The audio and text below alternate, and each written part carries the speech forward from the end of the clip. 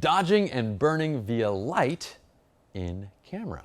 Look, I love Photoshop. I love dodging and burning in Lightroom, in Photoshop, everywhere. But if I can do it in camera, I'm gonna get better results and quicker results when I get it into post-production. So here I have a little refinement example of essentially doing something that we have done before. It's a similar technique. It's the same technique of adding to existing light, basically. We're adding to the existing light direction, but this time we're doing it with hard midday sun. We have Yvette out in the desert again, and we're shooting the shot with her in her red dress, this beautiful gold jewelry, and I have her standing here on this dune. And the whole composition, the whole thing that I'm thinking about is I have my Sigma 120 to 300 on lone, that gigantic mother of a lens that shoots at f2.8. And if you don't have that, use a 7200. You get a very similar result. But what I wanted was to zoom in from another dune to zoom in onto Yvette at 300 millimeters and fill the background with the waves of these dunes. Now to do this, well, I wanted to make sure that I could actually see the waves of the dunes in the background. So I wanted to shoot at around a high aperture, anywhere between f8 to f11.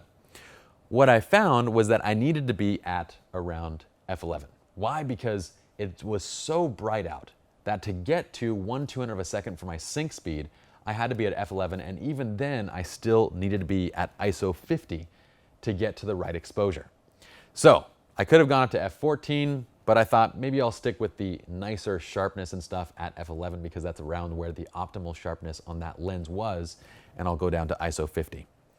Okay, so we take this shot and we get this beautiful shot. I have her in this pose where basically she's holding her body across. Now generally I try and avoid right angles on the arms, but the thing was I actually wanted to use it in this case to frame her torso and the detail in the dress. So we have this little triangle piece right above that. We have the necklace, and I thought it did a really good job of that, and it kind of brought attention to her jewelry as well. I also had her kick the hip and swing the leg over so that we get this beautiful kind of arcing leg that trims down. Look how it trims down at the knees, which lets the hips open up, and then we kind of allow the body where we have kind of the skin on each side, and we can see her form just opening up a little bit on the top. Okay, and then we let the train of the dress just kind of catch the wind, and we have this nice pull going on.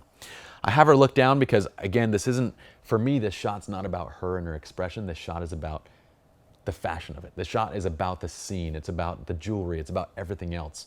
And so I'm not distracting the viewers by having her look into the camera. So when I get this test shot, I like my exposure. I like everything about it. But once again, she falls into the background in terms of brightness. She doesn't stand out at all. Also, I have very harsh shadow transitions because we're shooting with direct sunlight, and I love direct sunlight. We've placed her in a way where that direct sunlight is coming basically from the front and side, and so it's lighting down on her. So we get a really nice direction of light to her face and everything. And with a hard light, that's fine, that's great. As long as we place them in the right position, hard light is absolutely fantastic. It's a light that's used for fashion a ton, okay? But what I want to do is open it up just a little bit. I want to brighten her up. I want to open up the shadows just a tiny bit. And so essentially what I'm trying to do is dodge and burn in camera. And the way that I get there is I have my Bolt VB22. We still have it on the SMDV Speedbox 60. It's again another rapid box equivalent that can hold this flash a little bit better without letting the light spill out. I have Trevor, he's holding it off to the side. And basically we're lighting with the light direction in this second shot, okay? We're at around 1/2 to 1/1 power based on the distance to the subject. So we're putting down quite a bit of light on her. This was probably about a 1/2 power, but we had him closer to the model. So we're putting down roughly, you know, a good 150 watt seconds, 125 to 150 watt seconds of light onto her. That's about equivalent to 2 to 3 pocket strobes if you're running it through a modifier. So that's a good amount of light, and what you can see is that immediately it brightens her up. It lifts her off the background. It creates beautiful highlights along the right side of her body and face. It opens up the shadows, and it even allows this shadow transition where you see this cheek right here. It allows there to be a more soft shadow transition between the highlight areas versus the shadow areas.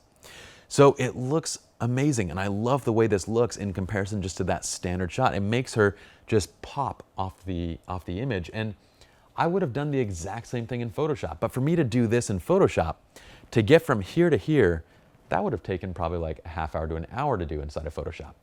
But to get from this to this, that's like 15 to 20 minutes. All I had to do now is just clean up the background. I burned the shadows down just a little bit. I popped a little bit of the contrast and just dodge and burn a little bit over her skin to kind of amplify existing areas and kind of pull away from other areas and so forth. And we got to the final image within just a few minutes. Why? Because we started the process in camera. So if you can start the process in camera, it's going to be that much easier and that much better in the final result after the fact.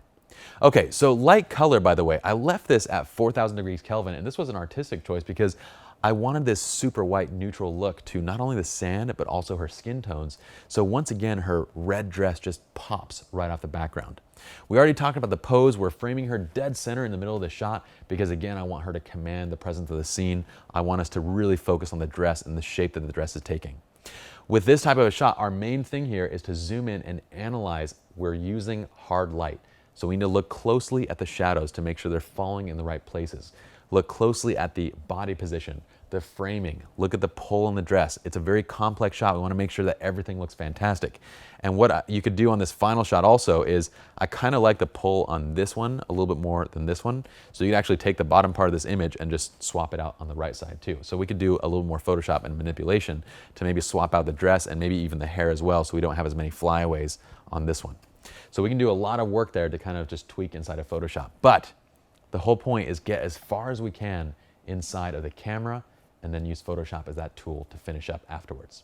So hopefully this has been kind of interesting to you, because we've seen now how adding to light, before we've been adding to, you know, softer light sources, we've been adding to that soft existing fill, we've been adding to, you know, other directions of light. We had one example before where we did have a fashion shot where Yvette was looking into kind of sunset light, but this is an example of just that hard, almost kind of midday to mid-afternoon light coming down. It's slightly directional, but it's still very hard, and we're just amplifying it. We're pumping it up, and you can see what kind of effect that has over the background and how it makes the subject really just pop.